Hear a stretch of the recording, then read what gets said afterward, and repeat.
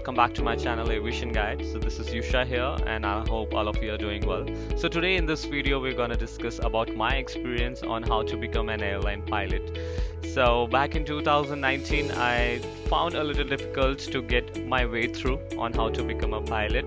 So I thought of recording this video so that it can be beneficial for someone who is looking forward to become a pilot in 2023. So if you have completed 12th or if you have just graduated or if you are looking forward to become a pilot in 2023, so what are the necessary steps that you must go through? So I'll be explaining it further. Please watch it till the end. So let's first talk about the eligibility criteria. So the minimum things that are required is you to be 18 years old, and then your qualification must have minimum 12th, that too with physics and mathematics as the subjects.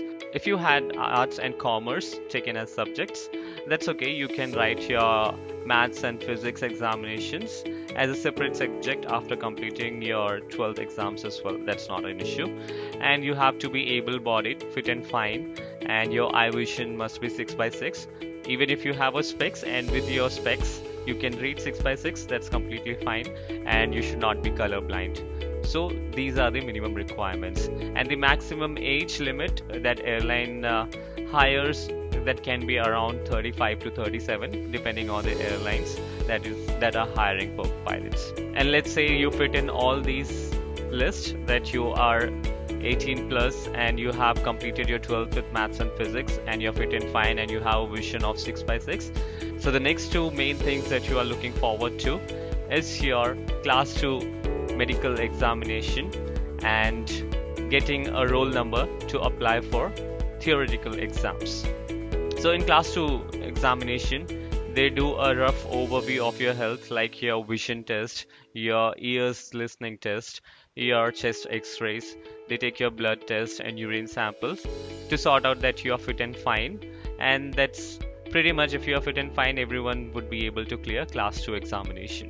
Once your class 2 examination is done, so within a month you must be able to receive a class 2 certificate. Once you have the class 2 examination certificate from DGCA, you can apply for class 1 medical certificate. And the list of class 2 medical centers are given on DGCA's website, and you can find the link in the description as well. Then you can apply for class 1 medical exams, and class 1 medical exams, they have very limited centers and mostly are done at Air Force centers because they have the facility, and since they are very much trusted, that's why the medical centers are very limited for class 1.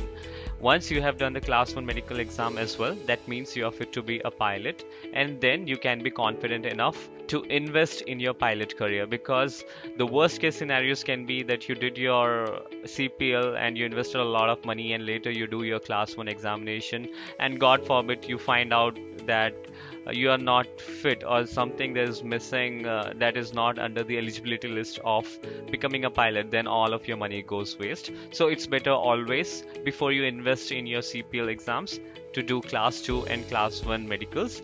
And once you have both of them, then you can apply for roll number.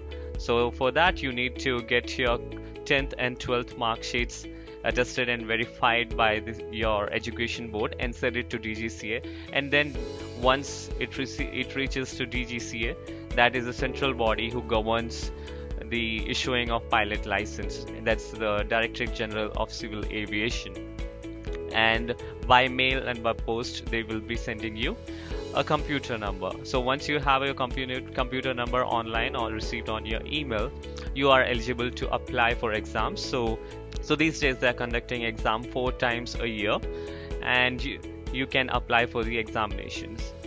And talking about the cost of the medicals, it may range from 5,000 to 10,000 depending on the cities that you are staying and the doctors that you are visiting. You can look through the list and you can contact those particular centers and get the exact amount. So you can expect somewhere around 10,000 for your class 2 medical examination. So now let's say you're eligible, you have applied for class 2 and class 1, you have got those certificates, you have also applied for the computer roll number and you have a roll number as well. Now you need to decide where do you want to do your CPL exam. So CPL stands for Commercial Pilot License. So this goes through multiple steps. Like first you get your student pilot license, that is after completing minimum hours of flying, and then you get private pilot license, and the next step is commercial pilot license. For that you need to complete 200 hours of flying. So that is further subdivided into two parts, that is one is theoretical exams and then the second one is flying. So now you have to decide where you are gonna do your flying. Are you planning to do your flying abroad or you are planning to do it in India? So both has its pros and cons. So earlier it was believed that flying in India used to take longer durations, like the average duration that anyone can expect to complete your CPL is probably 1 year. So back in 2015 to 2020, there was a period when people were going abroad mostly to US, Australia, New Zealand, Africa, Philippines, because the prices were cheaper and also the duration was less. Some people even completed their CPL in 6 to 8 months as well. While back in India, it somewhere ranged between 1 to 2 years. But now I believe things are speeding up in India as well, and there are multiple aviation academies who have grew their fleet and who are doing it at a faster pace now. So once you have decided if you are planning to do it in India and abroad, then you need to decide which exams that you need to give. So there are two ways. Either you give your exams and then go for your flying, or you do your flying and then come back and give your exams. It's always better to complete your exams and then go for flying, because the exams that you give, that you write, has a validity of 5 years. Once you have written the examination and you cleared, then you can go and do your flying, and once your flying is done, you can attach that log with your exams that you have given, and provided that flying hours that you completed should fall within 5 years of writing the theoretical exams, then both of these are attested together, and then DGCA issues you a CPL, that is commercial pilot license. So if you're doing it in India, the aviation academies that train you to be a pilot, they also offer you the ground classes as well. So you don't have to worry about them. So you will have to give 5 exams. So that is metrology, air regulations, navigations, radio, technical general, technical specific. So before you decide where to do your CPL, whether to do it in India or abroad, let me give you a brief explanation how the issuing of the CPL works. So CPL, it's called as commercial pilot license, and in India it is issued by the government body of India, that is Directorate General of Civil Aviation. And let's say if you're planning to do it in USA, that is in America, then it will be issued by the government body there, that is FAA. So these two are different licenses issued by different countries. So for the CPL license that is issued by USA, you cannot just directly come into India and apply in Indian Airlines with that particular license. You need to convert the USA license issued by FAA into Indian license. And how do you do that?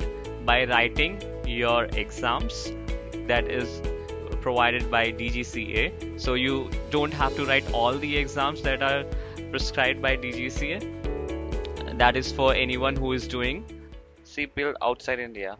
All you need to do is write a composite exam, which includes air regulations, navigation, and metrology.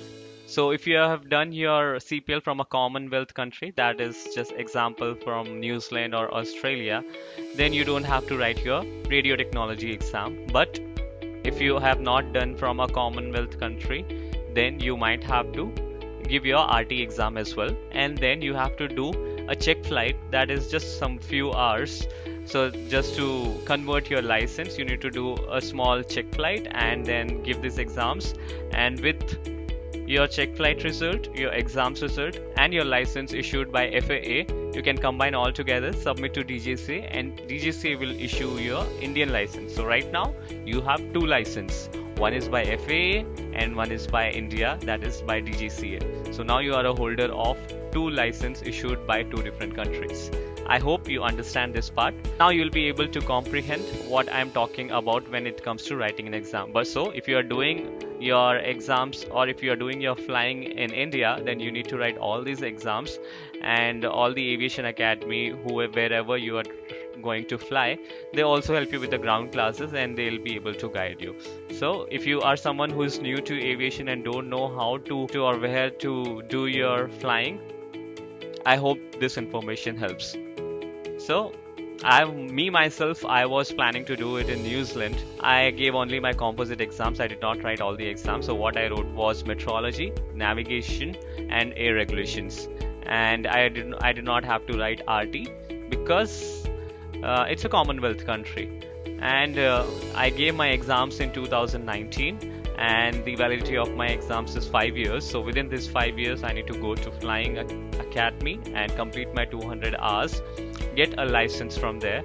Once I have the license issued by New Zealand, then I can bring it back, show the results that I have already written in 2019, attach this license, do a test flight, and DGCA will issue me a CPL, commercial pilot license.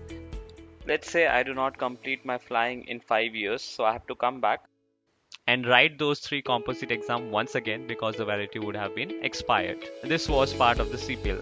And to avoid just one more confusion, yes, you need to, so when you are doing your CPL, just like how you do it in India, if you're doing it in some other country, even that country will have requirement to write theoretical and practical examinations. So theoretical is your written examinations that are similar to meteorology, air regulations, and navigation, and it will be quite easy for you if you have already written your exams and then going abroad to do your flying. So talking about the cost of the CPL, so the cost of the CPL somewhere ranges around 40 lakhs to 60 lakhs and depends on country to country, whichever you are doing it. And it's not that just you complete your CPL, you have a license, and then you can directly get a job. So there's something more called type rating. So type rating is more like which aircraft you're gonna fly.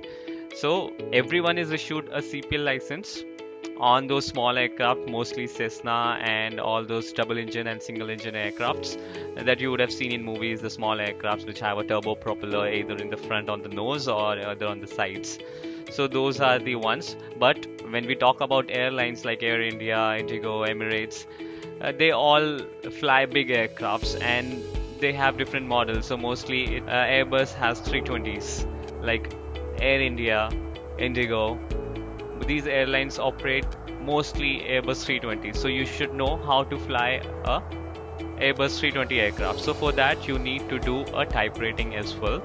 So I'll be creating one more video on type rating, what is type rating and how to do a type rating and how does it makes a difference on your job, and is it mandatory to do a type rating or not.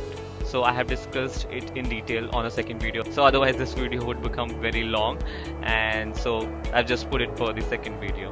So coming back to CPL, so once you have your CPL, yes, you can apply for job interviews, but it depends what the vacancies are for. Sometimes the companies require you to have CPL and type rating both, and sometimes you can also apply just with the CPL and then do the type rating either with the airline or on private. So guys, this was all about CPL, and if you guys have any questions, please let me know in the comment section. I'll be glad to answer all your queries. So see you in the next one. Thank you. Bye bye.